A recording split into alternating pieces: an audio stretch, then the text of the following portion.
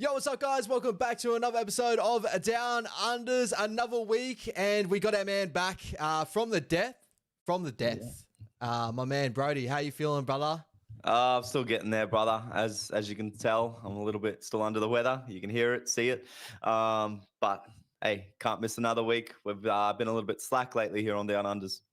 Yeah, it has been in a little bit, but no, we do need time to rest up sometimes. And Brody always making the major trip down to Melbourne. We'll get to that very, very shortly. But guys, make sure you jump in. It is a live show, as you all know. So we will be touching on all the biggest news around the league, going through our weekend preview, our team of the week, stuff like that. But also finishing off the show with probably definitely our last Supercoach show of the year of Supercoach. Then there's Supercoach finals coming up. So me and Brody will obviously touch on that probably week in, week out throughout the finals series. But guys, keep all your Supercoach questions towards the end of the show. And without further ado, Brody, how was your trips away? Obviously, you know, we came back from Sydney. I'm pretty sure we did a show after Sydney, so we got to touch on Sydney. But Melbourne, how much different is Melbourne from Sydney? How much different is Melbourne from Brisbane? Your vibe over there, and give us your thought on the stadium and Melbourne in general, brother. Yeah, look, Melbourne's quite similar to Sydney. You know, their trams work a little bit different, but it's much the same.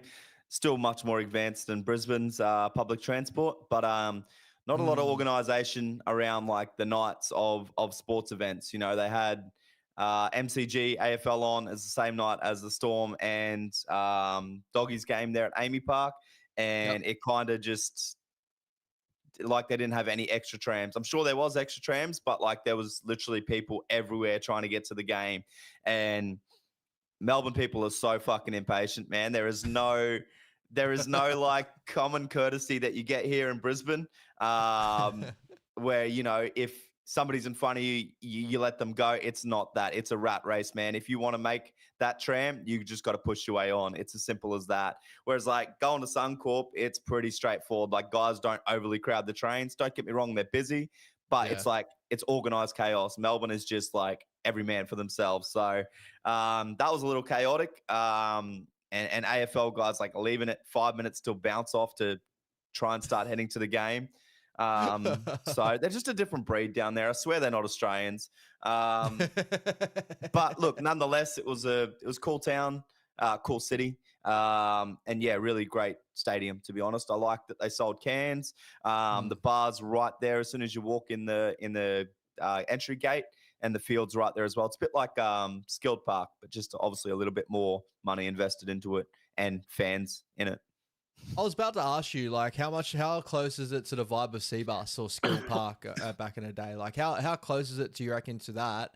And like, you know, do you think that like the crowd out there, like, is it loud? Is it proud? Is it like probably a little bit more dormant? Like, you know, because personally myself, I haven't been to Melbourne yet. Obviously went to Sydney, and, you know, Victoria, comparatively to Queensland and New South Wales with their rugby league, is totally different, I would say. Obviously, AFL is a big sport down there, but, you know, what's your thought on that? Like, you know, as you said with the stadium, very similar to Skill Park, like, but is it like, so how close do you have it to, like, you know, Seabus Super Stadium? Yeah, it's very close to Seabus. You know, like the field's like right there, so that's really good. It's a really good Suncorp and Seabus feel for that you're kind of on top of the field, unlike a core that's a little bit back. Didn't feel like the crowd echoed as much as Suncorp. Like you can hear Suncorp from, you know, 5 blocks away when you can just see the stadium. And you're walking up Caxton, like straight up those stairs at the barracks, you can hear Suncorp going off. So it's a little bit less than that. But yeah, really good atmosphere. The sound guys there and the crowd team do a really good job at hyping up the crowd as well. But they are some pussy ass supporters. And I was just about to get to it. So, brother, you had a little bit of an altercation out there. How was that all handled? And obviously, you know, very close game towards the end of it. You know, the Doggies could have came home with the victory. So your thoughts on your performance there too. But touch on a little bit of the chaos that you had down there in Melbourne, Vars. Yeah, look, I'm pretty easy going, as everybody could probably get that vibe. I've never been close to even getting into a scrap at the footy. It's always just love and banter at Suncorp. But 15 minutes into the Doggies Melbourne game, I nearly got kicked out of Amy Park, and it was due to it was due to these guys behind me that they kind of just reminded me of my drunk brothers, which also just triggered me. And that shit really pisses me off. And then like just some of the things that they were saying, and it's like they had absolutely no idea about footy, like yelling out like, Kurt, man, you're traded to your state. And I was like, dude's a Queenslander. He's not from Victoria. Like, yes, he played for Melbourne, but that makes no sense. That didn't piss me off. It was when they started to like yell shit out like, oh, fucking kill him, Phil, fucking kill that grub, this, that, the other. And then like literally like spraying guys for generally being injured with like knee injuries and like down with like rib injuries and shit, and like yelling out shit like about an injured player. Like it's you just don't do that. It's the same as a head knock. You don't badmouth guys that are genuinely down injured. If you could tell they're like obviously milking it, like some Talon De Silva or Mitch Moses shit, like, all right, fair enough, give them a spray. But anyway, what happened was these guys were going at it, going off, and I just had enough, right? And I just turned to this random older guy next to me, and I said, are all Melbourne supporters wankers or just these three? And like I said it pretty loud so these guys would hear me, and straight away these guys like took the bait, and they're like, what'd you fucking say? Yada, yada, yada. Started going on. And like I just bit back. I was like, look, you don't fucking cheer about guys staying down, being injured and shit. This dude literally stood up out of his seat within like 2 sentences of the argument and went to security and whinged like a bitch. And I was just sitting there going, oh, fuck me, waiting for security to come tap me on the shoulder. It got to halftime and I was like cooled down by that point. I was going to like pull these guys up and say, look, guys, sorry for the altercation, yada, yada. You just don't do that. I'm not about that. But before I could do that, the other dude was like, yeah, look, you say something to him again and I'll fucking dust you up. Not to mention these guys like 48-year-old drunk, middle-aged guys, like overweight guys. And I was just like, oh, for fuck's sake. Anyway, I was just like, yeah, okay, whatever, mate. Walked away, went for my piss, come back, sat down with my missus, tap on the shoulder of security. Oh, come with me for a second. As soon as I got up there, he's like, look, I heard that was a bit of an altercation. I was like, yeah. He's like, oh, you called some dude a wanker? I was like, yeah. This is what happened. This is why I called him a wanker. And the security's like, well, he's actually outside crying. He's severely autistic.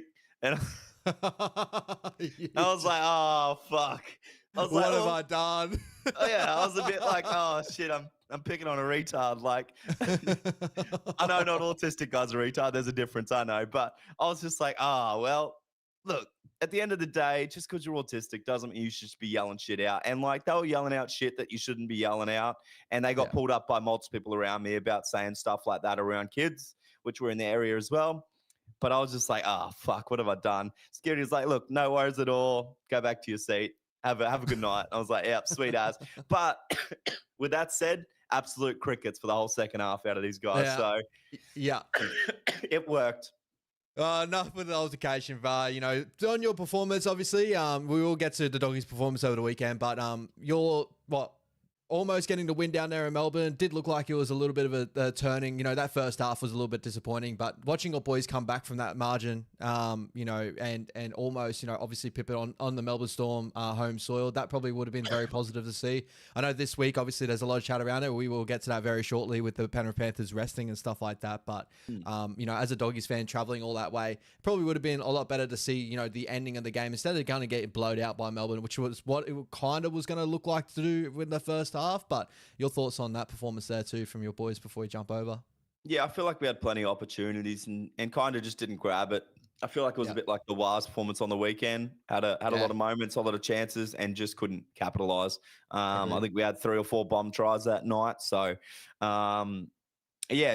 just moments that we're going to need to make sure that we do hit if we get those chances in finals, because you don't really get many chances in finals. So that's what I'd like to see the boys improve on this week against the Sharks leading into the finals. Yeah, 100%, brother, 100%. All right, moving over to some other news around the league, bro. Some things that we weren't able to touch on last week, but the coaching merry-go-round, obviously it was big news last week. First of all, Desi Hasler getting let go from the Gold Coast Titans, bro. Did you think this move was inevitable? Do you think that he was on borrowed time to start with, the way the season was sort of panning out? And then pivoting towards Josh Hannay out of all coaches and stuff, like, what's your thought process on the Titans' decision here? And what's your thoughts around Desi Hasler as well? Yeah, I think you pretty much summed it up before the show, brother. Desi's been on borrowed time since, he's had a few clubs give him another chance and he just hasn't really proved anything really. So I think it was the last ditch attempt for Desi to create something and maybe turn the Titans around, but it just hasn't happened for him. And going for Josh Hannay, it's probably the best of a small pool you got to pick from when it comes to coaches, I guess. You know, he'll bring that Queensland mentality and try and get them firing, much like he's gets the Queensland boys up. So, but your thoughts on that? Do you think he's going to be good for the Titans? Is he what they need? I think he's going to be good. I think it's probably the best way that the Titans can go about this. You know, like go down the track of probably a newer age type of coach that's going to understand the systems and probably get around the boys. Very similar to what we have been dealing with this Serraldo and Andrew Webster. You know, taking over our clubs and making them a ton better. But I also think there's a lot more going on in the Gold Coast Titans that they probably need to fix up on there too, to say that, like, you know, whether it will be the right move at the end of the day. Like, I do think that, you know, Hannay being swayed that the club's got, like, you know, an incredible roster at the moment, depending on if Tino wants to move on or a Dave Fafita or whatever the situation is going on there, him moving on to the Rabbitohs more than likely.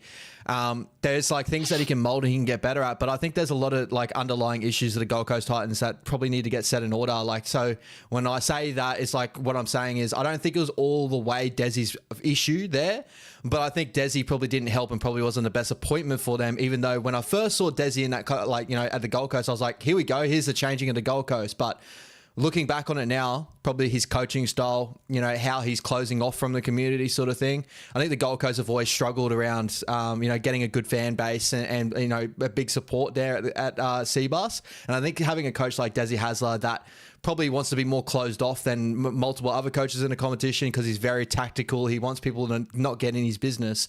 Probably someone like Josh Hannay probably will be a bit more communal and get out there and bring people to the games and try to bring a big crowd there too. So that's what they're hoping for with Gold Coast. So I think it is a better move than what they have done in the past, but we've seen multiple coaches go down there and fail. So hopefully it's a changing of the guard finally for the Gold Coast Titans. Yeah, I think you hit the nail on the head, brother. Josh Hannay is definitely one of those guys that likes to be present in the media. We've seen him do a lot of media work for that assistant coaching role of Queensland. He was quick to come out and say a lot of things, and hopefully he'll be able to keep Tino at the Gold Coast Titans as well, having that relationship through the Queensland camp. And on that too, right? Like all the rumors around on Big Tino, you know, him moving on for the club. Obviously, you got the Perth Bears chasing. All the big rumors going around. Obviously, Brendan Smith put it out there as well, which is crazy. Around the Melbourne Storm chasing him as well with Nelson, the situation with Nelson, and even watching Nelson play over the weekend, you kind of see that they can push Nelson out and look like they can bring Tino in. Where do you think Tino will land? Do you think he'll probably stay solid with the Gold Coast? Like, he hasn't swayed his loyalty from there at all since he's been there. But do you think this is probably one step too far for the Gold Coast at the moment? No, I think if Josh Hannay does sign, and if that's fully confirmed, Tino will probably give them another year. Yep. Yeah, I'm probably right there with you, bro. I think they will give him a chance. Dave Fafita, though, is he dead and gone, you reckon? I reckon he's dead and gone. I think he's regretting not taking the decision to move to the Roosters. And then I feel like he definitely won't miss the opportunity to play for Wayne Bennett. Yeah, 100%, bro, 100%. Moving over to the Newcastle Knights, letting go of AOB by the end of season's end. They're giving him out to the rest of the season, obviously, for the last round here. But they will move and pivot into a different way. A lot of options being thrown up there.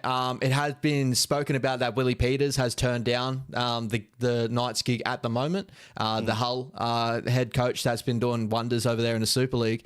They're looking at Blake Green, who's still their assistant coach at the moment, their attacking coach. There's a lot of obviously controversy around that because their attack's been so poor this season. People thinking that maybe he won't be the one to change it. Is there any other options that you kind of have in your mind that you reckon the Newcastle Knights should start looking at? Do you think they should go with someone within, or do you think they should look at elsewhere because of how dire they've kind of been attacking wise this season? Do you look at it that way as well? Oh, shit, I don't know, to be honest with you, brother. Nobody else has really proven, are they? No. I've heard talks of, Newcastle potentially chasing up Andrew Johns, but he won't put his money where his mouth is when it comes to coaching. He'll happily sit behind the camera of Channel 9 and make his coaching analysis there where it doesn't have to be in the spotlight. I don't know. I don't know what the Newcastle Knights could do there. Yeah, there's Dean Young. There's like a couple other options like that if they want to go, like as I said, like the Josh Hannay, Andrew Webster sort of route. Peter Wallace at the Penrith Panthers, always an interesting one to bring up because he's been an assistant coach there for a little while now, and very similar to what's been happening at our clubs. He could be another option as well. But again, I think the Titans obviously nailed their timing of getting Josh Hannay off the market. So it does look like these other clubs are probably chasing their tails. And we're saying that too, brother. The North Queensland Cowboys have come out and said that they're giving Todd Payton another year, or they're going to hold him out to his contract. But they are going for a review that has been going around at the moment too. So there is still the opportunity or a chance for the Cowboys to move on from Todd Payton. If you're the Cowboys, do you think you're pivoting towards moving away from Todd Payton this year, or do you think that maybe the opposite, and hold him on to see if he can rebuild what they have there from the year that has been? I think if they give him another year, brother, he'll be the first one gone next year if he doesn't start well. Yeah. I need to grab some water. I'll be back. You're all good, brother. You're all good. Appreciate you guys in the chat. As always, though, guys, Toilet Inspector, what's going on? And also Chris, great to see you there too. Also, Chris, this is a live stream, brother. This is not pre-recorded. I understand we're touching on a little bit older news, but it's obviously because we're catching up on some things because we missed out on last week. And Tahi, what's going on, my bro? Knights have a nice Foster 2. So meaning obviously, I'm guessing junior grades and stuff. So yeah, very, very, very good there. But yeah, guys, we're going to be touching on a couple other different things. Yeah, Toilet Inspector, get Vix on his chest. Yeah, the bro is definitely feeling it, guys. So we do appreciate Brody for jumping on tonight as much as he can. It might be a shorter show than as usual, but yeah. Tahi, roster. Sorry, I was going to say Foster. I was thinking like junior clubs or something like that. But yeah, I get you there, bro. Yeah, definitely have a nice roster for, a talent like Dom Young. They got, Greggy Marju, Bradden Best. Yeah. It's the Dylan Brown signing. I don't know how this goes now. I did agree. I was listening to a lot of like Rugby League Guru's thoughts on this, and where he was saying that maybe they should have held on to Adam O'Brien for the start of the season so he could be kind of the fall guy in a sense if that doesn't work. Now, more than likely, this new coach coming in, if Dylan Brown doesn't work, it's going to be a lot on Dylan Brown, not so much on a new head coach. It may go that way, especially how rugby league fans can be. So be very, very interesting to see how that plays out. Kalen Pong is still obviously at the club. So there is stuff that people can mold and work with there at Newcastle. But there hasn't been too much success in Newcastle for a little while. So it is one of those coaching gigs that are going to be probably really, really tough for someone to jump in and have immediate success, especially when you've seen, Wayne Bennett go to that club and not doing what he's been doing. Shout out to Josh Macklin. What's up, bro? Broncos, Sharks, both lose, mate. Wise by 16, top 4 for us. I love it, brother. I love the confidence, but I'm definitely not the most confident man coming into this weekend. How you feeling, my brother? Brody's back. Good, bro. Good. Just needed to get it out. When you try and not cough and it makes it worse? Oh, bro, trust me. I've went through that stage. I think I've been on this show and I've done that to you as well. So don't stress. It has happened before on my end too. Chris has only started to realise that the Eels beat the Warriors over the weekend. Yeah, we'll get to that, Chris. So we will get to that very, very shortly. But the first one I want to touch on, bro, is your win over the Penrith Panthers over the weekend, and the biggest talking point around that whole game. First of all, I want to congratulate your boys for going out there and getting a victory in general, right? It was going to be a game, one of those sort of games I spoke to you before the game. So this is not even looking after the fact. But if you lost to the Penrith Panthers, you can imagine a news story. And, if you had a really, really close game to like 1-12, obviously it's going to be a bigger news story in that sort of sense as well. And even this one's to even become somewhat of a news story because performance-wise, there was hot and cold moments still. But getting a win over the Penrith Panthers, either way, is a win at the end of the day. And by the history books, that's all that matters. But your thoughts on the performance before we touch on Penrith Panthers resting all their players? Yeah, I don't really know what you can touch on, I guess. A win's a win. It was 13 plus nonetheless. Penrith never really looked like scoring. They come up with one good little try there from beautiful solo work from Dane Laurie. And he's finally getting the roses he deserves to look at for potential NRL player going forward for his future, which we already knew that he had that, We've seen him fill in multiple times for Dylan Edwards and do a really good job. So it's not a surprise, but the media made it out like a surprise, like, oh, look how good Dane Laurie is. We kind of knew that. Yeah. It's not news, you know, but yeah, great effort there. Other than that, look, a win's a win. We'll take it. Never looked like the Panthers were going to score other than obviously when they did score. So credit to our defense. That just went on as per normal. And again, question marks around our clunky attack. But there is nothing more frustrating than, you know, from school footy to park footy to New South Wales Cup to NRL. When you come up against a team that you are supposed to pump, it never goes that way. It just gets frustrating when somebody drops a ball or doesn't get to a point. You kind of only play as good as the team in front of you. And I feel like we stuck to their level a little bit and didn't make it as pretty as we probably could have. And that's going to happen. So that's kind of my thoughts there. Yeah, and like, you know, you're going up against a side that obviously are heavily motivated because they are coming up a grade. So they're, you know, hunting for a spot there. As you touched on, players like Dane Laurie, we know are first graders. So they're able to perform at a top level, and he's hunting for a job in the future. Like, he's already came out in the media and said he's pretty happy being at Penrith, but if he was offered another gig, obviously somewhere at first grade, he would definitely take it.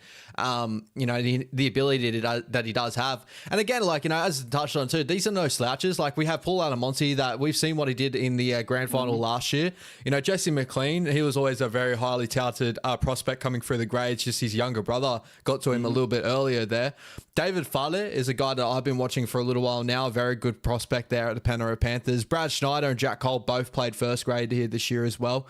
So it's not an incredible squad as in the fact of, like, you're not the Nathan Clearys and Dylan Browns and that, but you got a highly motivated squad that wants to spoil the Dogs party. And as you said, you know, for a squad that you should be beating, a lot of times mentally you go into those games, even though I think it's subconsciously is probably the better word, going into those games, you end up dropping a level, and for some reason it just always seems to happen when you don't expect it to. Like, you know, for soccer example, Man United with a, you know, $1 billion squad, close to $1 billion squad, got beat by a 4th division English football team. It was one of the biggest upsets of all time over in English football, you know, and that team was combined at $1 million team. So that's a whole $999 million difference between the two sides, and they got beat. So it happens sometimes, and you guys didn't get beat, and that's all that matters there.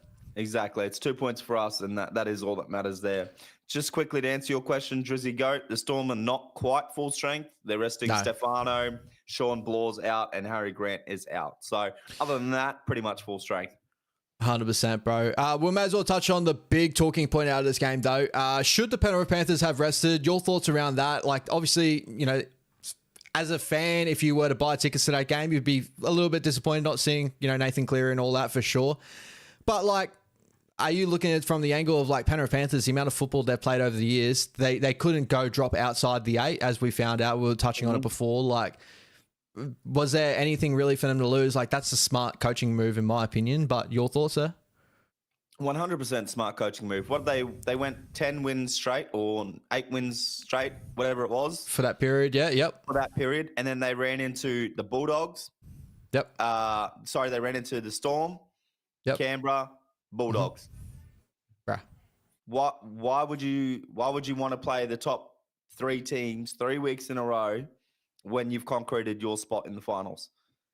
Yeah. It makes sense. And yes, they could turn around and say, well, why not rest this week? Because, you know, you want that momentum. You don't want that ring rust when you're going a week off into an elimination final. So rest the week before, play the Dragons, get the job done, get that momentum, and then bang, straight into finals and hit the ground running. And I think that's absolutely brilliant coaching from Ivan Cleary. Yeah, and like, you know, dropping the games to Canberra Raiders, they had no opportunity or very slim opportunity of top 4. I think they would have to win both games, and each of the top 4 sides had to lose all their games. And I think even then, it still wasn't an opportunity as well for top 4. So, you know, either way, you know, rest your boys up, get them ready for that big slog, because as you said, they went on that massive streak to get themselves back into this position. People don't understand where they actually came from, and still, you know, it's such a crazy talking point of this year. I think that's been an amazing coaching move, and I'm not too worried in the sense of, like, unfortunately, this is sport. Like, it's unpredictable. Sometimes you, like, as a fan, when you buy those tickets, anything can happen on that day. You know, like, players can pull out for, you know, different things. Unfortunately, it sucks that they all got pulled off the pitch. There's 16 players or 17 players, but you still got to see a lot of good talent as well. Like, it's not like you're going to a dud football game, even though it's not to what you expected it to. So, yeah, exactly right. And not to mention that the Melbourne game and the Canberra game were both extra time games as well. They were golden point games 2 weeks in a row. So it's just smart from Ivan Cleary. And not to mention half his squad plays Origin as well. And the guys have to work overtime during that Origin period.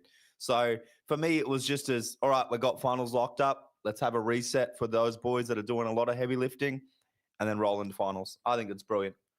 100%, brother, 100%. We may as well quickly touch over on the Warriors versus the Parramatta Eels, as we saw Chris in the chat, loving it in the chat as well. 26-22, the Parramatta Eels get it done over the Warriors. For me personally, I touched on it on Wise Up TV last night, guys. If you want to get to see my full thoughts on the Warriors at the moment, go jump over there. But obviously, I'm really disappointed in the performance. I thought first half, we definitely were well off the pace. I thought that within the field of play, we were the more dominant side. We found good field position. We always were finding good moments. It's just, it felt like that we were just letting off our steam, letting off the pressure, and Parramatta was scoring. Like, you know, that first try of the game, basically coming off an opportunity that we had to score. You know, Josh Adokar takes it and goes to the house. Second try of the game came off the back of, you know, Kurt Capewell throwing it on Penasini's head and then making the line break. And I think off a couple of tackles off that. It was one of those sort of games that, you know, Parramatta, incredible performance coming over to New Zealand. And, you know, they've been in great form, beating the Roosters last week and, you know, beating us, you know, this week after. But, you know, second half for the Warriors was definitely a lot more improved. Still didn't like our defense in high pressure moments. Like that last Iongi try should not have happened for me. Like, you know, especially around, like, you know, 3 different players on Junior Pullo and that. But at the end of the day, I feel like that's one that got away from us. I honestly, coming out of this game, I've heard a lot of people say, like, you know, Parramatta were the better side of sure on the scoreboard and that, but I thought statistically and just the way I viewed it, we were the more dominant side of getting into field position. We just couldn't finish any opportunity. So that's just my thoughts on that game. But shout out to Lek Alasima, Roger Tuvas, Sheck, Chance, and Dallin for what they did in that game. Incredible, but just unable to get the chockies. Yeah, I'm just going to echo all your thoughts there. I think I messaged you a few times going, oh, that was a really poor moment when you guys had momentum. And it was just like the early tackle drop balls. I think it was Wado scooted from dummy half on tackle 2 on a set restart, drop ball. Yeah, just little moments that a few individual players did such a lot of hard work to get that momentum back, especially a back 3. They were absolutely outstanding. And then they'll let down by execution through, you know, tackle 4, tackle 5. And just letting Parramatta off the hook. Whereas I feel like he's had Parramatta on the back foot a lot. And shout out to Parramatta to hold on as well. Great performance for them. You know, they had everything against them, the travel, not a lot to play for, you know, and they still turned out. So hopefully your boys can learn from it and put on a good performance this week to try and make it interesting for that top 4. 100%. And lastly, just touching on that too, you know, with Parramatta and how valiant they were, like that tackle from Mitchell Moses on Chanel Harris-Tavita, such a key tackle in the game. I think that was in the first half. We were running home in that first half to try and bring that margin back a little bit. What an incredible moment from Mitchell Moses. And he's shown, like, you know, week in, week out, how vital he is for the Parramatta Eels. And if they're full strength next year, I reckon they're going to be part of that group. And we'll touch on that in the future as well, that are going to be really, really hard to beat. You know, well, it's going to be hard to place where everyone's going to sit next year because there's a lot of sides that look like they're going to be improving, and there's a lot of sides that have been doing amazing this year that I feel like are going to improve as well. So the competition is going to be real tight in that sort of sense, but that's just my thoughts there too. And just quickly, bro, just to summarize some of the games over the weekend, we'll touch on some other talking points. So obviously the Canberra Raiders lock up minor premiers. Well done to Canberra at their hometown. Got to see the shield out there in the hometown. First question, obviously, quickly, this is off the cuff one. Do you think the minor premiership probably should be more respected in a sense of like probably as an honours overall in the game? Or do you think just the premiership, no matter what, should always be the premier look in the game? Yeah, the premiership's probably more ideal because it means like not only did you finish top, you went on to, well, even if you didn't finish top, but not only, you know, and you could finish top, but you can then also beat the best of the best in the finals for that year and get to raise that shield. So obviously grand finals, I would take grand final over minor premiership any day. I would finish 8 if it meant I got to win the grand final. Doesn't bother me. So yeah, I think premiers is a lot better than minor premiers. I always hold on as a Warriors fan that we have a minor premiership there. So we were first part of the post, but unfortunately unable to get it done. Yeah, that's what I was asking. But no, I do believe that. First of all, I think there should be more respect on the minor premiership, but I probably agree with you. There's like, it's probably not as much as like obviously an overall premiership, but I think when we discuss like trophies and how successful a club is, like I think minor premierships should also be chucking that discussion overall. But with the game, brother, obviously a tight contested game. I thought the Tigers came to play in this one, and the Raiders just kept doing what they've been doing for the season. Simi Sasungi and all that playing incredible. Ethan Strange. Strange, bro. Fucking freak. Has he locked up 6 of the year for sure? Yeah, it's 100%. I will get to daily and predictions next week and review what we went through. But yeah, for me, 100%. Yeah, for sure, bro, for sure. But Ricky Stewart obviously blowing up about the refs in the press conference after. You had a little bit more insight than to me on this one. I didn't get to see his press conference and that. But your thoughts around the refereeing at the moment and probably refereeing in general, because there's a couple of sticking points here. Yeah, and I think that's also a lot of the reason why Ricky's probably rested this week is he wasn't very happy with the way that the game was reffed on the weekend, and Tigers not having much to play for, he kind of felt like his boys were targeted a little bit. I watched one of the tackles from Latu Fanu, which was a good old-fashioned grass cut. You know, it's not illegal. He wasn't third man in or anything. It was one-on-one, basically. But it's just an ugly tackle to watch, man. Like, the way that guys come in, just straight grass cut. It's not nice to watch. But not illegal to the rule book. But I know that the Raiders players blew up about that.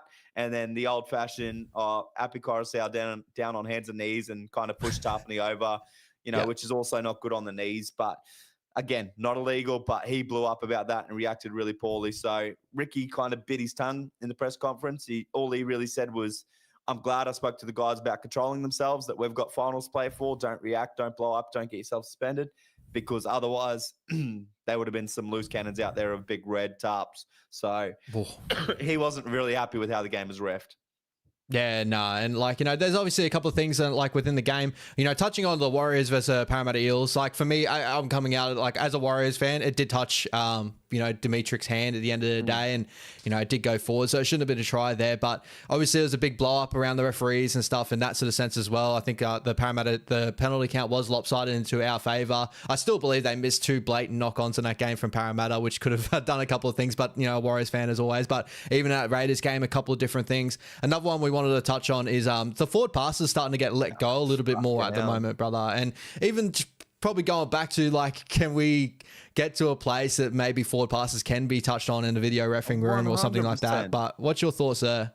They need to be, brother. I don't understand why we can't. I don't even want to hear it's backwards out of the hands. It can't be backwards out of the hands if it goes 5 meters forward. And some of those Broncos tries we've seen over the weekend were fucking ridiculous. And it happens time and time again for certain teams. And then other teams will get pinned on a flat ball at the line or something that doesn't even lead to a try. How about we pull up the ones that lead to a try more so than the ones where it's just a flat ball to the line and the dude gets tackled? What are we watching? How are you calling that? The only difference is that that's getting called because their momentum's getting stuck by the defender. And it's you can see it's forward, but I don't know. It shouldn't be that hard to judge in a video ref. We can judge if a ball goes forward off somebody's hand, like Dimitric's, but we can't judge a forward pass. Get real. And what the fuck are the touch judges doing? What are you watching? Your job is to be in line with the ball. It shouldn't be the referee's call to make calls on forward passes because they're holding the defensive line back. Touchies are supposed to be in line with the attack. They should be watching that forward pass. It's bloody ridiculous. And the video ref should be able to rule on the blatantly obvious forward passes. Yeah, there's been a lot that have been let go, in recent times, over the last couple of weeks. And I've been kind of watching over and going, there's some real poor ones there. But you get some ones in the game that look pretty line ball and they're getting called and you're going well, where was that kind of the other night? And that's when you start to have these discussions as fans and stuff that they really need to clean up in those sort of areas. And I think that at the end of the day, I probably agree with you. It's probably more of the onus on the sideline referees probably getting involved. And this has probably been a touching point for rugby league in the last couple of years. And I don't want to we're definitely not going out and trying to ref bash here. We're just more of discussing here of common different options. No. But sideline referees, it does feel like that it does feel like as a fan, you know, not understanding it as enough in the sense of like, it does look like they're just holding the flag most of the time and pretty much when the ball goes out, instead of kind of being that guy that's a line ball caller or stuff like that. So it would be nice if they cleaned up that area in the off season, especially when it comes finals time. Like as a Warriors fan, we do remember Reece Walsh's forward pass in the 2023 final. You know, that hampered us, and it's gone our way in multiple ways as well, right? So I think they can definitely clean up in that area for sure. 100%, especially like the ones I really, really want to see be pulled up is the ones where you get a line break and it's drawing passing the fullback in. 9 times out of 10, that's a forward pass. 9 times out of 10. And it's so blatantly obvious, but because the referee's obviously not in line, he doesn't make the call. The touches can't keep up. They're not in line.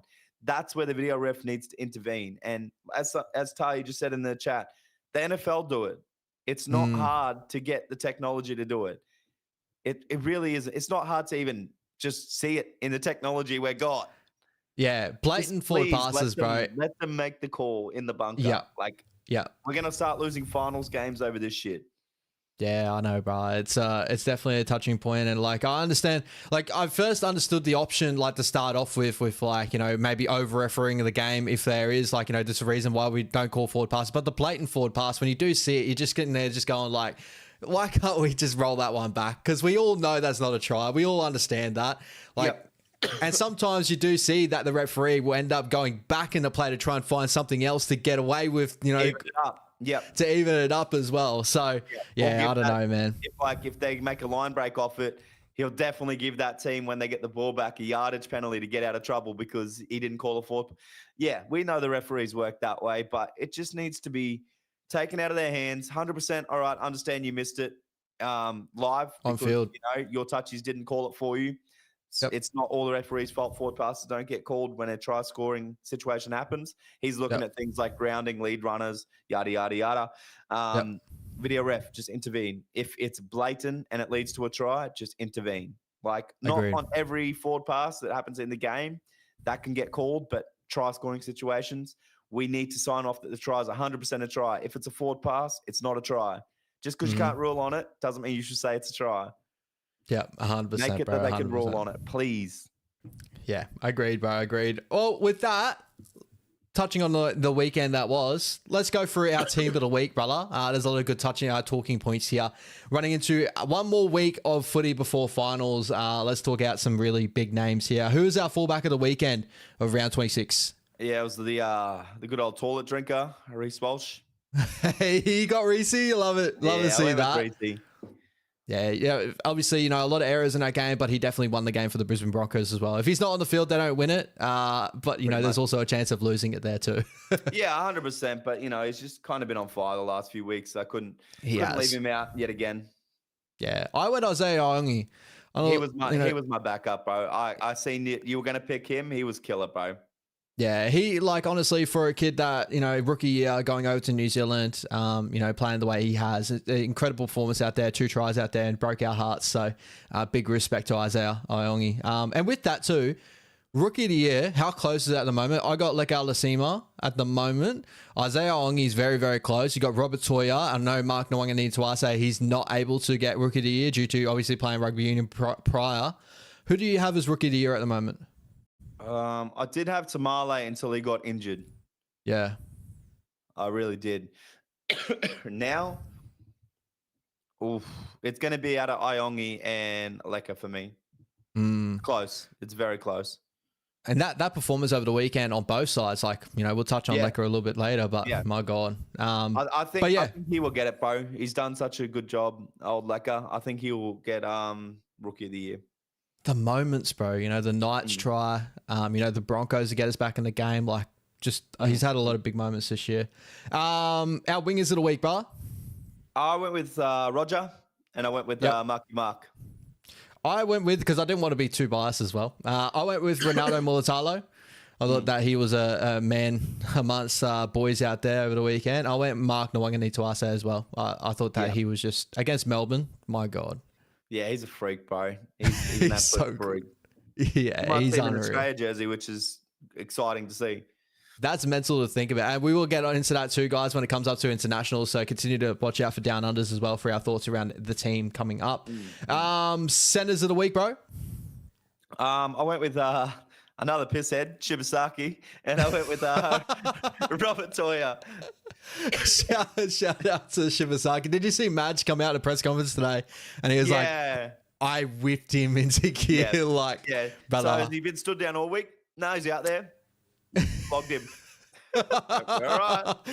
Oh, and when Madge flogs someone, he's flogging someone. I can imagine he's regretting every single sip of beer he had that Sunday night. So that's funny. You got to hold him to account, brother, and that's rugby league. And like, you know, when the media goes at Madge with all that sort of stuff, training hard and all that, like, you know, this is why, like, there's got to be disciplinary stuff and like 100%. That. And this is what Madge does. 100%. Like, you are a paid professional. You need to act like a professional on and off the field. Agreed, bro. Agreed. And we'll get into more of that later. I went with Adam Pompey. I thought he was really big for us in that game, and Katoni Staggs. I think Katoni's in this period, bro. Like, I think that he's just been such a key, vital piece for the Brisbane Broncos. And again, performance over the weekend, tackle breaks, line breaks, like he's always been there. Yep. I see that Staggs been in some great form, and Adam Pompey was huge. I gotta give you that. Pompey probably the most underrated season this season, especially for a Warrior. Yeah. He's been very reliable for you guys. Yeah, for sure.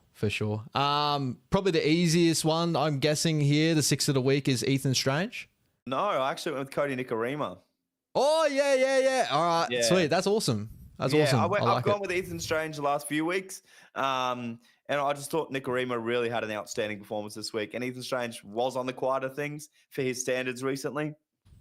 That combination of Isaiah Qatar and Nikorima is... It's scary for the Dolphins going forward when they get all their players back. The one thing I do want to say, Carl Oluwapu made his debut for Q Cup over the weekend back from his injury. Would there be a time you reckon you'll see Isaiah Qatar and Carl Oluwapu as a halves pairing? Yeah. Give it another 2 years when Nikorima will probably look to retire for sure. That's going to be deadly when that does happen, so I'm excited for that. Both young guns, bro. Bro, and the size of Carl, like, yeah, he's going to be a freak when it comes back to it. So shout out to him, and good to see him back off of that neck injury as well. 100%. All right, 7 of the week. DCE, brother. Yeah, same here, bro. You can't go away from what he did this week. 1 try, 5 try assists, like 4 line breaks. Just, my God. Just doubting, shutting up all the doubters, I guess. Yeah, and yeah, if you, like, Supercoach wise, Nathan Cleary at the end of season, Nico Hines at the end of season. Ever since Ruben Garrick went down, if you went DC for the last couple of weeks, you'd be laughing. Yeah, you would be laughing. Manly's hit some fine form, but hopefully your boys could stop that this week. But we will get to that. I'm praying, bro. I'm praying. I went DC as well. Moving over to front row pairing, bro. Bro, this dude's been on fire, and I'm actually leaning towards him being a front row of the year for me. Ooh. Who do you think it is? Joseph Tarpany? No, it's Nafahu White, bro. Nafahu White, for me, could be a smoky for a front row of the year. And my other one was Payne Haas. Yeah, bro. So first of all, we got the same there, Payne Haas. Nafahu White, bro, you're 100% right. Like, he's been, the Roosters let go of Terrell May, and obviously there was a big discussion about, like, that was a poor move to start the season. Nafahu White has put that one to bed at the moment. Not to say that, like, they couldn't be better or worse, obviously, with Terrell May, but I think Nafahu stepped up to the plate to where, like, you can see now of, like, why the Roosters probably went that way. 100%, bro, and he's still so young, and I think he played with 13 on his back, but he was definitely playing up front. And the one thing I would say too, what makes it even scarier for future, Kiwis, the Kiwis prospect. Yeah, the Kiwis are going to have Fish, Joseph Tarpany, Nafahu White, Leota, like that forward pack. My God. Yeah, that's scary. Shout out pack champs. Talking about Joseph Tarpany, I went with him as my other prop of the week. Just again, like, captain's knockout there. Big moment, and obviously was good for me in Supercoach. Quickly on Payne Haas, that try too. He loves scoring tries against Cowboys, doesn't he? Yeah, I didn't. Yeah, I wish I went on a Actually, what did he get on Supercoach? I didn't think he went too crazy. 90, 94, 90-ish. We'll see that when we come forward as well. We will. With number 9, who do you have? I went Blake Bailey, brother. Right there with you. Who's the 9 of the season? Even if Harry Grant was in contention, which he is now not. He's now. Blake Bailey would have been my 9 of the year. I think that he's had such a consistent season to season, and when he found his running game, he became just this new level of number 9. Yeah. So he's my 9 of the season, even if Harry Grant was eligible, which he is now not. So it's 100% Blake Bailey. I'm right there with you, bro. Edge back rows of the week. I went with Corey Waddell from Manly. Oh, yep, good choice. And I went with Jacob Preston, obvious choice. Yeah, I went Jacob Preston, and I went Leka Alasima. Leka, yeah, fair. There's a big key moment there, but shout out to Corey Waddell, a guy that I've never really rated too highly, Corey Waddell, but performing fairly well right now. Yeah, great performance over the weekend. I guess DC probably had a lot to do with that, but hey, you got to take it when you can take it. That's it, brother. And lastly, 13 of the week, who's a lock? Oh, surprise one for you. I went with Su'a Wong. I feel like his impact off the bench is what really started the Roosters' momentum in that game. Him and Egan Butcher. So the reserves there for the Roosters will really turn the tide in that game against Melbourne. That forward pack for the Roosters has been massive. Like Victor Radley for what he's been for the rest of the season as well. Like Lindsay Collins, Spencer. My God, yeah. Sammy Walker coming back is going to be a big plus for them as well. 100%. They're a dark horse in the finals for sure.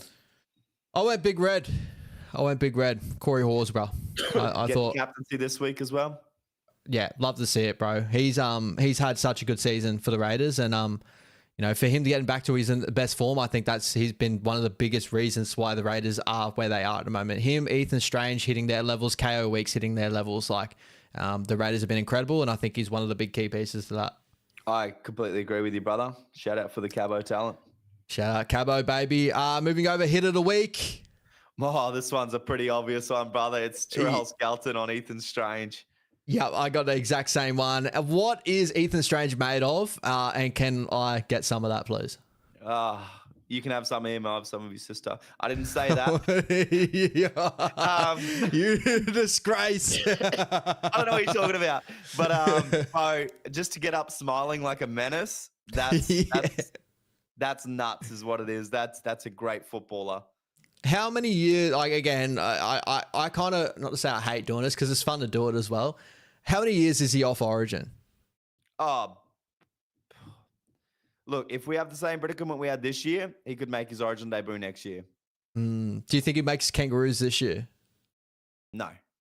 Like as a reserve player or something like that? Oh, he could probably go to camp. Yeah, 100%. He'd probably be invited to the tour, but I think Munster will be 5'8". Yeah. I think Munster did, and Cleary will go as the main 3 that will look to play. But yeah, next year for sure, him and Katoa will be in Blues camp and around that Blues camp for sure. And is Jarrell Skelton becoming the new George Tafua, Stevie Maddie? Yeah, bro. Yeah. Francis Melly. I would not want to be a fullback sweeping that side. Nah, it's disgusting. He's willing to knock himself out to absolutely dominate you. It's just lucky Ethan Strange is made of some different stuff. 100%. If he hit anybody else, he wouldn't have been injured, but Ethan Strange is just an animal. The one that hit he put on how many weeks ago when they played the Manly Seagulls, where he knocked himself out hitting Tom Trbojevic as well, and he did the same hit. Yep. It's just that's just gnarly, bro. You don't see that. He needs to probably ease back a little bit so he doesn't knock himself out. Yeah, agreed, bro. Try of the week. Was that your hit of the week as well? Yeah, that was my hit of the week, yeah. Yeah. Mine try of the week was Josh Adokar. Couldn't go past it. Oh, yeah, full field try, great effort. Mine was Reece Walsh before halftime. The big cutout ball, the no-look cutout.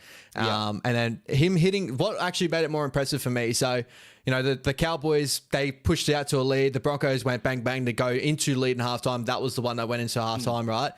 But he hits the no-look cutout, and then he gets hit and he gets put on his back, and then he gets up within that time period and gets support back on the inside of Dean Mariner. I was actually going to point this out. He should have been put on his back and he wouldn't have been able to get up, but he was only just down to a knee, and the Cowboy player let him go instead of just crunching him and finishing that tackle, and that try wouldn't have been scored.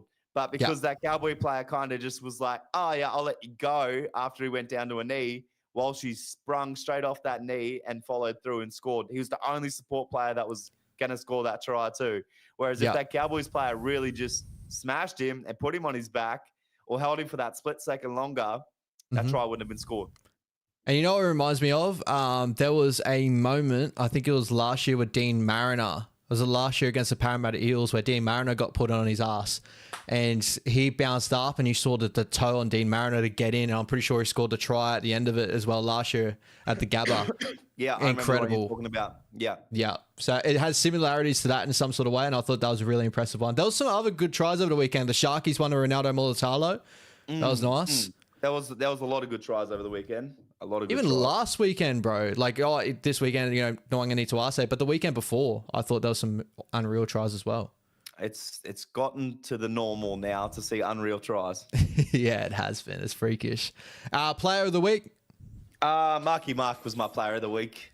Oh, I love it. I love it. Yeah, go with the wingers. Shout out the winger.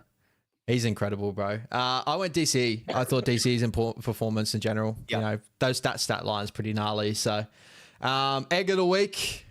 My egg of the week was just a little bit of a funny one that I seen during the Warriors and Eels game, and I was just like, oh, that'll do, because I didn't obviously watch a lot of footy over the weekend, being a bit crook. Mine was Fisher Harris, bro. He got tackled by Paulo, and he's like locked his arm around Paulo's bald head behind him, and he's whinging at the ref like, get him off for a penalty. And Paulo's sitting there going, what the fuck? Like, I'm not holding him. But it was just funny in the moment. I was like, what are you doing, Fish? It was crack up watching live. Bro, Fish is so good at those little things. Like, if you watch Fish a lot, he loves doing all the little dirty little things of like, when he gets tackled with the attacking player and the marker, he grabs that marker's legs, or whoever's trying to clear out of the ruck, he grabs their legs so they trip up trying to get back to marker. Yep. Little things like that. He's just like, he's so clinical. But yeah, he's, I love it from Fish. It's all the little tricks that he would have learned at Penrith, brother. It's all the little ones. And the last one for me is probably the biggest discussion of the week, which I found was craziness in general. But my egg of the week was Reece Walsh and the toilet saga. So shout out to Reece's Plumbing. You know, they've got quite easy advertisement out of that. But brother, like, first of all, I do believe it's blown out of proportion. I do believe it's just one of these crazy things that, like, apparently everyone's going crazy for. Like, I think that if it was many other players, it probably wouldn't be blown out of proportion there too. But there is the other aspect of it, that he is still a role model, and just silly things like that, bro. You just can't be doing it. It's just funny as well, because the only reason he did it is because he thought it was a brand new toilet, which it is, because obviously it's a brand new build. But then Josh Reynolds has come out and he's like, bro, I'm a qualified plumber, and the first things we do is piss in the toilet when we install them. So who do you think would have been using that toilet the rest of the build, which would have been stylers, painters, everything else, until that build was finished and handed over to you? It's not a brand new toilet just because you got the house now. People have been working on that job site and using that toilet. But hey, if he's ruled out this week with an illness, we know why. Yeah, and there's been an infection that goes through the Brisbane Broncos too. People did forget about that over the weekend. All the time. Yeah, there's little things like that. I think it, like, for me, I put it in the same scenario what happened with Reece. I think it was earlier on the season with the punching of the best mate with the thing. Like, you know, those are the things between close mates. Like, you know, like, there's a lot of Aussie boys that do dumb shit. Like, that's what Aussie boys do. Unfortunately, like, we are a crazy breed in some sort of way, right? And footy boys are probably the upper echelon of that crazy breed. And we do remember, you know, Mitchell Pearce with the dog incident. We do remember Todd Carney, Dugan, you know, Josh Dugan, Blake Ferguson. Like, we got all in that. Bro, honestly, it happens year in, year out. Like, we had Payne Haas punching on with Albert Kelly because he stepped on his Nikes. We had, you know, Paddy Carrigan and Adam Reynolds wrestling in a car park. Like, you had the Raiders to start the season wrestling in the thing with the blow up hammer. Yeah, in the elevator. Yep, you got all the sex tape scandals. Like, oh, bro, it's just unfortunately, like, boys just try to keep it under. And lastly, the thing is too, like, what I also want to get around it. So whoever the mate is that, like, put that video out there and surfaced it, because it was apparently a private Snapchat or whatever. Like, brother, like, pull your head in, buzz. Like, you're probably the more of the scum in this situation overall. Like, you're trying to get money and claim from it, but just stop. Exactly. Do better by your mate. You know, like, he's obviously trying to have a laugh with his mates or people that he thinks is his mates, and you're selling his video for a quick buck off Channel 9 News. Like, come on, bro. Do better. Do better. Yeah. But yeah, lastly too, though, like, from Reece, in a sense, like, just like understand, brother, you have got a major pool, and you know, little things like that, even though they are little things for like, you know, casual people out there, you are getting put up in an upper echelon. You're getting paid decent money. You are a role model to kids. Like, just understand when you do these things and it does come out, you got to take the brunt of it. Like it is going to happen. You're going to have the Paul Crawleys of the world and all that going crazy. So yeah, just understand, just be a bit better in these moments, please. Yeah, even though it's a piss take, and you didn't obviously mean it to get leaked out, you didn't leak it yourself, but just know that if it can, it will. You know, nothing is private when you're famous. It's as simple as that. Yeah, unfortunately, that's just the way it is, and that's always will be the way it is. So shout out to Reese in that situation. As I said, Reese Plumbing should come out and do something crazy, like some mad advertisement with that, because I think that's just easy money right there. I'm sure they will. I'm sure they'll be reaching out to Reese straight away and trying to get a deal lined up. Happy days, brother. Happy days. Anything more you want to jump into before we jump to the weekend preview and our Supercoach show to finish off? Because I know you're pretty much dying over there. So yeah, that's all for me of last week, brother. Let's hook into this week coming. All right, we're going to quickly jump over and see if my computer is working right now, guys. If it is not, we will jump back over and just do a head-to-head like with our faces on the screen. So first game of the weekend, we do know a major talking point for top four. We got the Brisbane Broncos versus the Melbourne Storm. The Melbourne Storm back with a couple players here. You know, Jerome Hughes back into the lineup. You know, Xavier Coates comes back in. Will Warbrick was back in last week. Ellie Katoa comes back in. Nick Meaney comes back in. It's close to a full deck, other than, as you said, Harry Grant and a couple of others, you know, Sean Bloor and that. The Brisbane Broncos, fairly unchanged, other than Jesse Arthur's coming in, which is the Shibasaki move. Brother, does the Broncos lock in top four here at Suncorp Stadium, or do you think that Melbourne get it done, as they always do at Melbourne, in Suncorp? Yeah, I think we might even see Jack Howarth come in and get a game in his belt before finals as well, if he's fit to go. If he doesn't play this week, I don't think we'll see him play at all this year, for the rest of this year. But I think Melbourne will be too good in this one. I think, yes, the Broncos won on the weekend, but 38-30 against the Cowboys that didn't have anything to play for. You know, not great, especially if you take into consideration 3 forward pass tries. So I'm going with Melbourne in this one to have a big bounce back after that performance last week that they displayed. Yeah, I'm right there with you, bro. I think I'm going to go Melbourne in this one. You know, with Jerome Hughes in that back, they'll want to fire up after last weekend's performance. Unfortunately for the Broncos, they're going to be worrying to see how the rest of the weekend plans out. And with saying that, we got the Manly Seagulls versus the New Zealand Warriors at 4 Pines. DC's last game at 4 Pines. There's no chance of them making the 8 unless they win by 80 points. I think it's a well out of chance making the 8 there too. They're not making the 8 basically, but they're sending off DC here at 4 Pines. As a Warriors fan, Sam Healy comes in for Wade Egan, who's got a hip injury. Add that to the list, but I'm worried. I think that, you know, with the performances we've been chucking out for the last couple of weeks, I'm chalked this down as a loss here. I think that DC's last home game, I think it's pretty much, you know, I'd love to see us go spoil the party, but I think it might be out of wraps for us at the moment. Yeah, you made a good point on potentially looking at maybe using Tamare as a half for the rest of the year.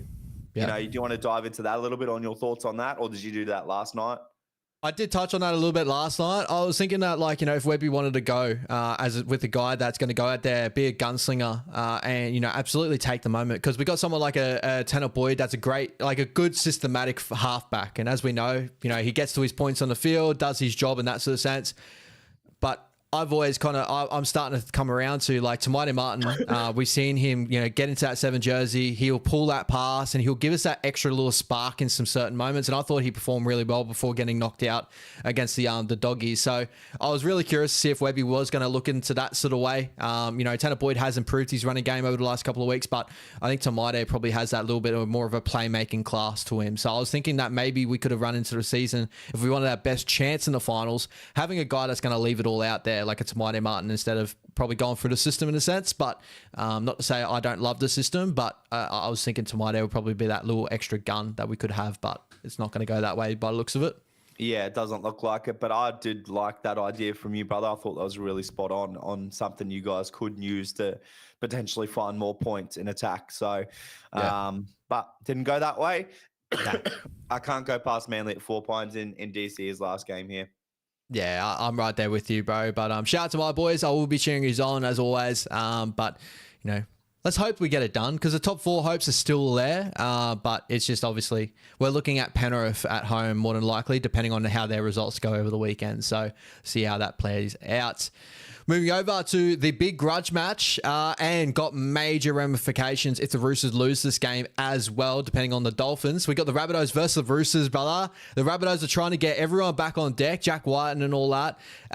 We've got Cam Murray sitting in the interchange there too. Cody Walker, Brendan Smith, obviously, old club. How do you think this one's going to go? Sam Walker back for the Roosters. This is going to be an absolute cliffhanger. We got Alex Johnson hopefully going to break the record as well of all-time try scorer. How are you going to sit this? Yeah, I got to go the Roosters. I can't go the Rabbits in this one. I'm going to go the Roosters, probably 13 plus, and I'm going to go 3, maybe 4 sin bins. Oh, it's looking like it's going to be one of those games. I think the Rabbits going to leave it all out there. I'm really, really excited.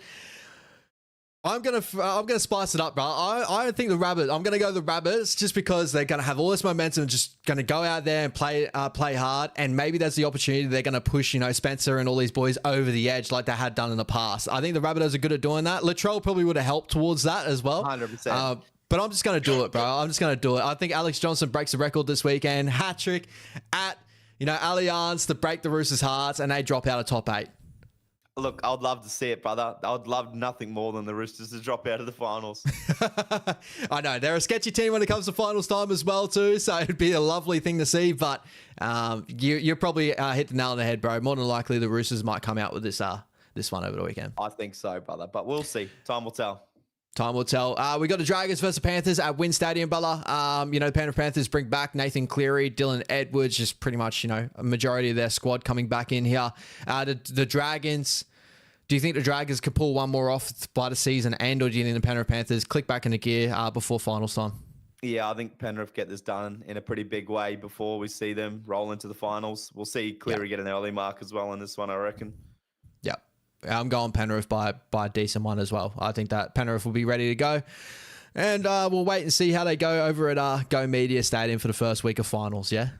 Hopefully something happens to the point where you don't finish up against them.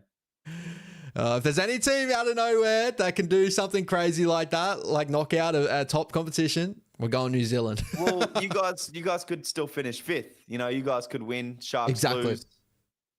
So even if you don't finish 4th, you could still win 5th. Yeah, you never know. And that would be a crazy matchup, going from the first game of Vegas and then the Sharks versus Penrith Panthers to knock each other out. Exactly. That'd be more ideal. And then you guys play the Roosters, which is also scary. If it is the Roosters, could be the Dolphins. Could be. And we'll get on them very, very shortly. The Titans versus the West Tigers. This is ramifications for the Spoon Bowl. Or the Spoon in general. Keanu Kinney back at fullback. AJ Brimson at 3 at the centre. Carter Gordon in the other centre. Carter Gordon, first time we get to see him this year in rugby league. And we got the debutant here. If no one's ever seen Makasini through the junior grades, very, very good prospect. I'm very excited to see how he goes against the big top squad. He's played New South Wales Cup and he's handling himself very, very nicely. So I'm very curious for this game. Which way are you going here? Titans at home, Tigers to end the year on a high note. It's probably the best starting team I've seen from Gold Coast in a long time. So I'm going to go with the Titans. I agree. I'm very excited to see how Carter Gordon goes in first grade as well. So just sucks no Jojo Fafita in there too. I think Jojo would fill in for Brian Kelly, and that would probably be the best of what I think they could do. 100%, and maybe a better back roll, but hey, how we going? That is true. I'm going to go with the Gold Coast Titans to finish it off at home and miss out on that wooden spoon this year. I think that Keanu Kinney back at fullback's a major in for them. I think so too, brother. I really do. But it's no disrespect to the Tigers. The Tigers still got a great opportunity of getting that one done. Last game on the Saturday, the Bulldogs versus the Sharkies, Bella. Your thoughts on this game?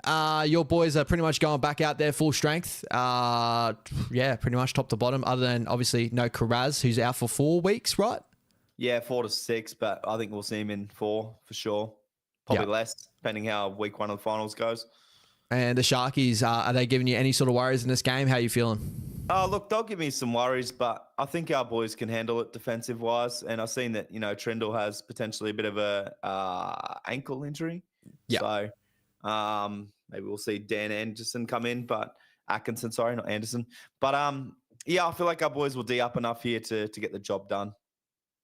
Yeah, I'm going to go your boys to get a win before final series. I'm praying on that anyway. That's my pray. I got Melbourne hopefully winning against the Broncos, and you guys beating the Sharkies gives us the best opportunity for top 4. So make it happen, doggies, please. I think we will, brother. I think we'll get this one done.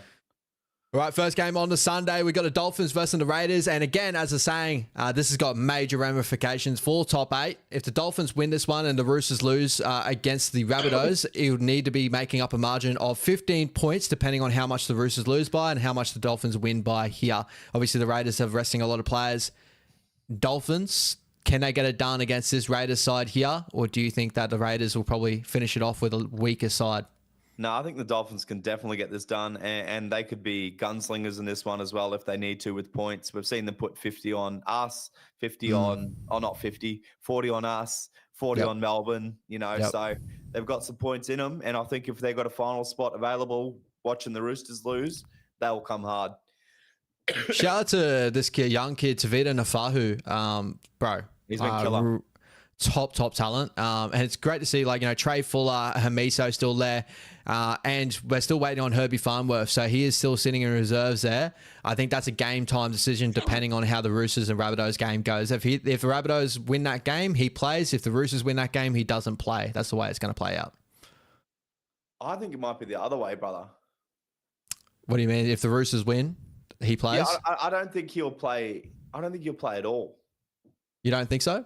I think he'll just, depending what the Roosters lose by, like if the Dolphins need to win by a bit of a scoreline, they might put him in. But I reckon the Dolphins could probably back themselves with that team there to not risk him and just go out there fit to try and put on some points. Yeah, that's a fair call there. For me anyway. And then, you're resting him for week 1 of the finals.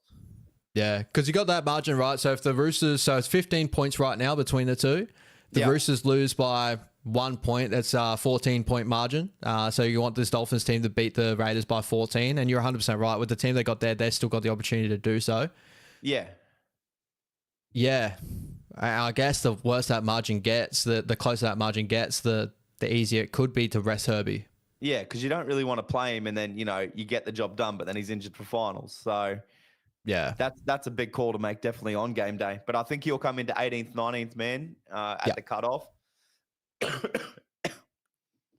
Yeah, and guys, get excited for some of these names here. Adam Cooks has been around the traps for a little while now. Great New South Wales Cup half. But you got Ethan Sanders, the next second coming. He's going to be the starting half next year for the Raiders.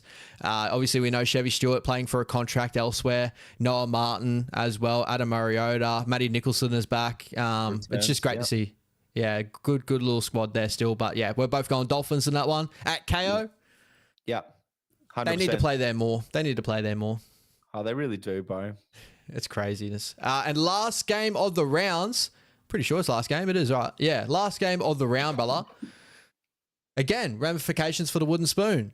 The Parramatta Eels versus Newcastle Knights. And you know what the funny story is here? Both the West Tigers and the Parramatta Eels, who were the wooden spoon bowl last year, are going to be the ones to decide the wooden spooners for this year. Oh, that's very true. I didn't think of it that way. How crazy is that? So Parramatta going in this one after a good win last week. Obviously, Dylan Brown and Mitchell Moses for the last time ever. We get to see Parramatta fans out there. And Newcastle, 6 and 7. And Newcastle, running out there with Jack Cogger and Jake Arthur as a halves pairing as well. Parramatta, I've got by how much? What do you reckon in this game? Yeah, I'm going to go Parramatta in this one too. I reckon it'll be a pretty big scoreline. One thing I think you'd be impressed with, though, did you get to see Leo Thompson's early game in that one? Yeah, I did see him play last week. He played really well. So I'm like, all right, that's promising for next year. That's what you need, brother. That's what you need. And that would end us off for the weekend, my bro. Parramatta and the Newcastle Knights there. Anything more you want to touch on before we get to Supercoach quickly? No, that's it for me, brother. That's it for me. All right. I'll get the Supercoach back up because I wasn't sure how my computer was going to be running right now. So we might jump in. How's the chat going right there? Big feathers in the cap there from Tahi. Yeah, it's a little bit quiet, and I do apologize for being sick as well, guys. I haven't been able to interact with you guys as much. I'm just trying to get through the show and get back to normality. I've had to put my fucking life on a bit of hold to get over this flu for the last week and a bit. But it's one of those things. It's spring now, so hopefully no more flu after this. Yeah, we do appreciate you, brother, jumping in and doing the hard yakka here at the moment. I'm just going to fix this up so guys can see this a little bit better. And there we go. So this is my team for the weekend, guys. My last shot at hopefully getting into the top 1,000 on 1,600th. Scoring 1,453 over the weekend. Brody got a nice big score. But this is what I'm running with right now. Reece Walsh, James Tedesco, and Dylan Edwards there as my fullbacks. Running back line here, Karapani, Zach Lomax, Dane Gagai, and Talakai. Don't really have any other options. They're all exhausted right now. Yeah, literally, bro.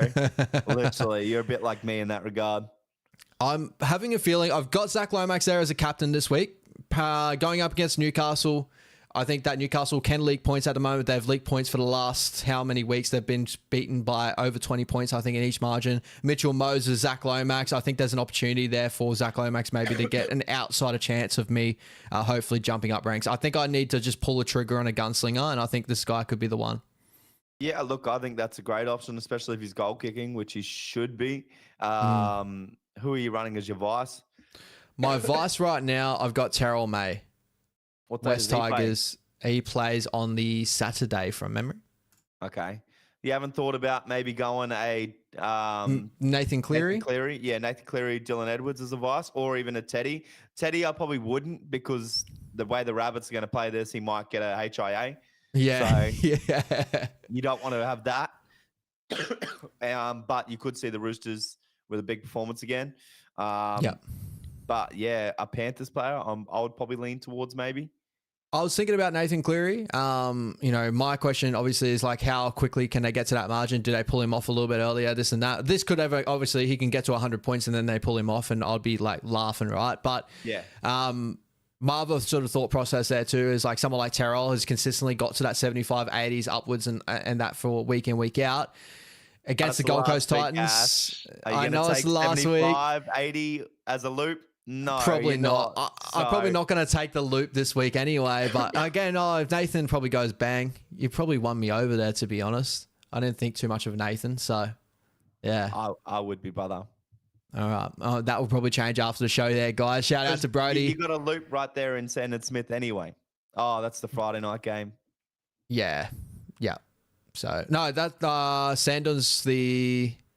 Friday night game. Is it Friday? Oh, he is a Friday night game. Sorry. I was thinking Thursday. Vice Paynehaas? Could do. Could very much do. Paynehaas against Melbourne Storm. Or Big Nelson. Eli Katoa. Could do Eli. I don't know. You probably got other options there for a loop. I mean, like Talakai out. I mean, and then all you're going to get is Talakai Hubner or ads anyway. Yeah. So. Yeah, and I was trying to find a way to get ads into my reserves there too, and just wasn't unable to do so. Jaden Campbell, Cam Munster. I got Nico Hines there reserves, Eli Katoa, and Dylan Edwards. So just sucks. I would go on a different vice, brother.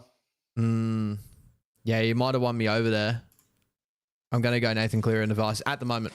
We'll see how we go this weekend. We'll see how we play it out, yeah? 100%, because he's going to at least play, I reckon he'll at least play 60. Yeah. And he'll probably do some damage in that 60. Fingers crossed there. Fingers crossed there. One of the bigger moves I had was my last trade of the year. I got Jacob Preston in and he banged straight away for 141. That was a great move. Just wish that I hit the captain, that I could double up on that with maybe a Reece Walsh in that, but was unable to do so last weekend. I had Nico Hines as my captain, so...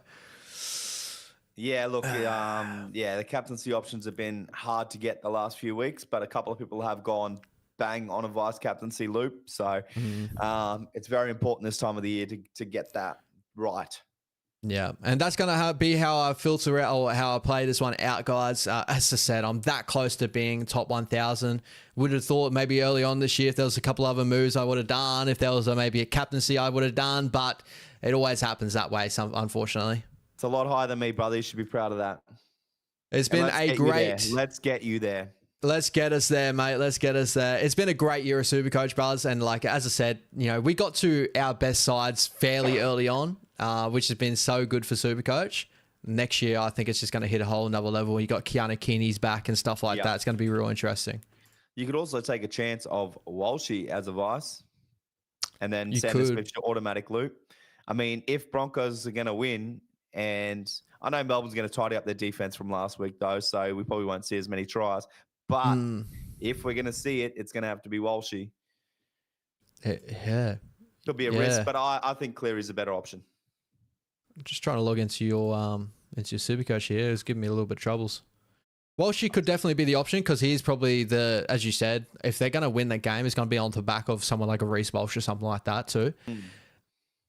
It's like, Melbourne always worry me with those sort of things. Yeah, and they're going to bounce back. They're not going to leak anywhere near 40 points. So Yeah, go Cleary, brother. I think a lot of other people will probably go Walsh. Go the Prince of Penrith, old Nathan Cleary. I'm talking about Nathan Cleary. We see Brodie's captain straight bang right there. Nathan Cleary. Tom Trbojevic is the vice captain. Tommy has been very good for you towards the end of the season. He's been killer, brother, and he's up against your boys. I think he'll want to send off DC in a big way as well. Yeah, 100%. We do remember the last time the Manly Seagulls played against the New Zealand Warriors wasn't a great game for the Manly Seagulls. Tommy Trbojevic probably having one of his poorer ones when he was full strength. I'm sure they're going to be playing that replay and they're going to be ready to go to try and beat us down at 4 Pines to get one back on us that we did on our home ground. So it's a great option there. 100%. It was either him or Marky Mark as vice.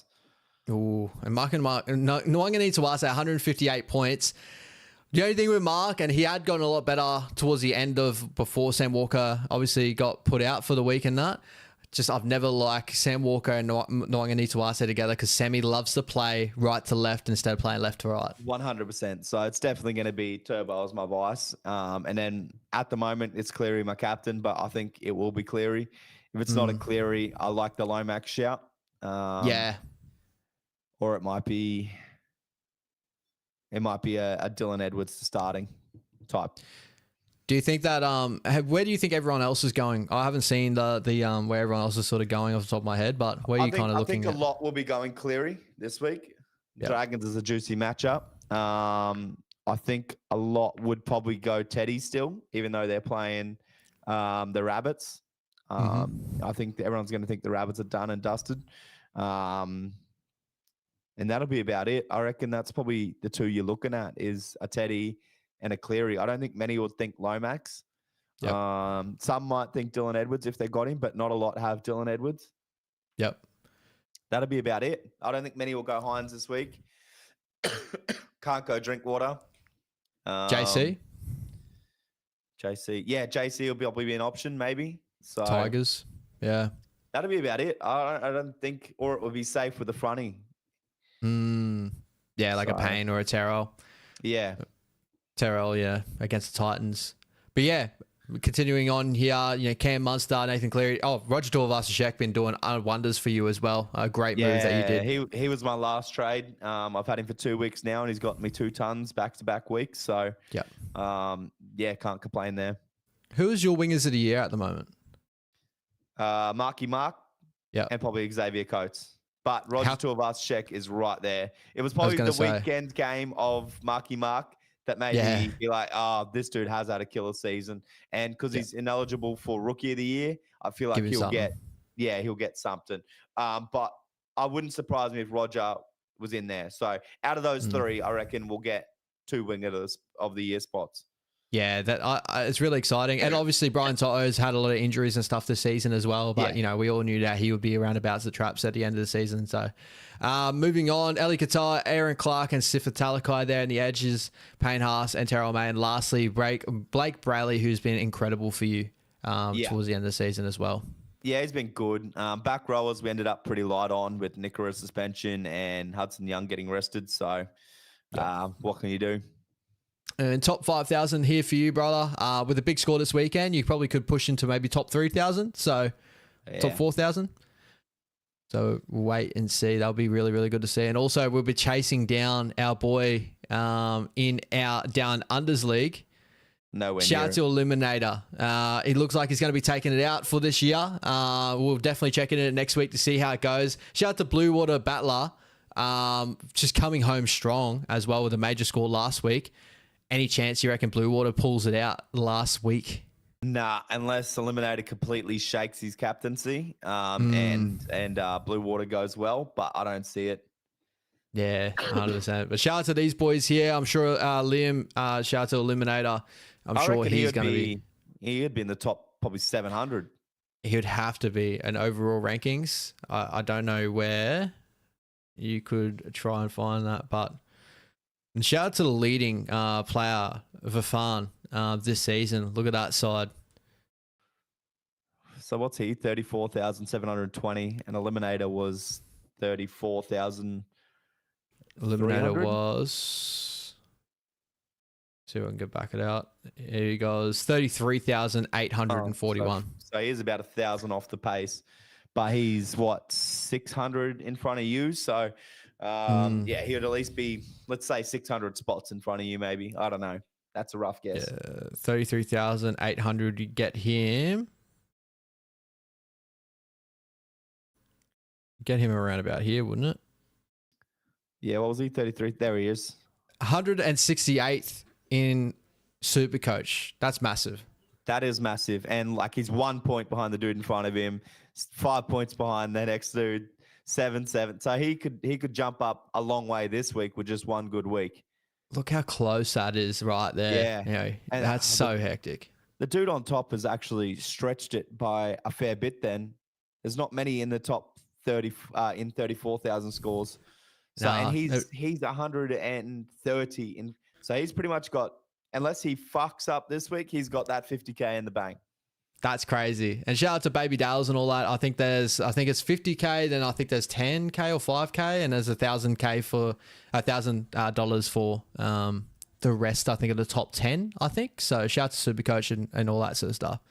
That's crazy. Yeah, unless he shanks it this week, who's he got this week? Because he might have a few that are out. Can you click on his team? Yes. So he's got Blake Brayley. He's got Terrell May Horsburgh, Payne and Tino. That's lucky. Hudson Young out. Horsburgh could have been out. But he's got Ali Katoa to come straight back in for William Kickow. Yep, as well. He can bring Kickow in, for whoever that is. Yeah, he vice captain Loops Reece Walsh last week, so smart move there. Hines Cleary, Munster Campbell, Lomax, Nguyen Suase, Karaz, Gagai. It's pretty much very similar to our backlines. He's got Drinkwater out, so he's going to have to go Meany in for Karaz, and then he'll have to chuck a reserve on Kickow or Katoa. Oh yeah, Cleary, sorry, yeah. And then Katoa and Kickow will have to go in. I wonder who he's going to play as his vice captain, Luke. But yeah, that's a pretty solid team. And unless he absolutely shanks it, or the dude in second has some different players, he should be taking home 50K. Baby Dales, Blake Brayley there up front. Yeah, Tarpany out. So he's got Aaron Clark and Haas. Fortunately, Hosking and Young, he's got to fill that. Oh, he's got Duncan. Oh, Tallis Duncan's been incredible this year. Eli Qatar and Viliami Kickow. Munster. Ngani Tawase, Karapani. Holy shit, he must have cash cowed a lot to have all these guns. It's crazy, right? It's crazy. Every player is stacked. His value is actually more than the number one. He's 16,000. 16 million, sorry. He doesn't have a dud. He's got Aaron Clark, fucking Duncan, Katoa, so forth. What the fuck? That's crazy. His worst player is Nathan Lawson. But if that's your word, like, bro, the rest of the team is just stacked. That's crazy. So one big week from him could get him the spot. Captaincy is going to be everything this week, especially because it's not so clear cut. If I was the dude coming first, I would just try and captain the same as everybody else. Yeah, safe, same as everybody else. So that way, if you have a bad week, they have a bad week. What a crazy competition, guys. What a crazy competition. That's mental, bro. I'm so happy. But guys, let us know in the chat how you guys are going, or in the comment section as well after the video, after the live stream. Let us know how you guys are going to go towards the end of the season. But anything more from you, brother? I think we've done pretty much what we needed to be doing. Yeah, that's it for me. Hopefully I'm feeling a lot better next week, but me and Ash will dive into finals next week. We'll dive into Daily M predictions and Daily M Team of the Year predictions and how we think the finals are going to go. So stay tuned for that. But yeah, have a good weekend of footy and up the wires and the doggies for that top sport spot. That's it. I couldn't say it any better, guys. I hope you have a great weekend. Up the Wires and the Dogs. Top 4 incoming. Let's go. Let's hope, brother. Let's hope. Take it easy, guys. Have a great weekend. And yeah.